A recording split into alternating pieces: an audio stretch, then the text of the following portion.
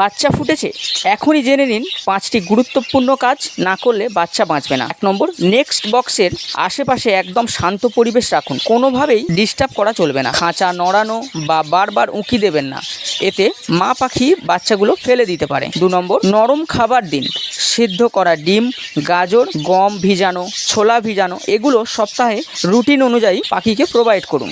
3 নম্বর, vitamin B complex medicine ব্যবহার করুন, বাচ্চা ছোট থেকে শুরু করে 7 দিন পর্যন্ত পাখিকে প্রোভাইড করুন, এতে বাচ্চার গ্রোথ ভালো হবে। 4 নম্বর, খাবার ও জল প্রতিদিন পরিষ্কার করে দিন, ব্যাকটেরিয়া থেকে বাচ্চা অসুস্থ হতে পারে। 5 নম্বর, মল ও বাচ্চার স্বাস্থ্যের উপরে নজর রাখুন, বাচ্চার মল যদি খুব ঘন হয় এবং দুর্গন্ধ হয় বুঝবেন তারা অসুস্থ, এক্ষেত্রে দ্রুত ব্যবস্থা নিতে হবে। এই 5টি কাজ করলে সুস্থ থাকবে পাখি এবং বাচ্চা, আর আনন্দে থাকবে আপনার বজ্রিকার পাখির পরিবার। ভিডিওটা ভালো লাগলে অবশ্যই লাইক করবেন, শেয়ার করবেন এবং চ্যানেলটা সাবস্ক্রাইব করতে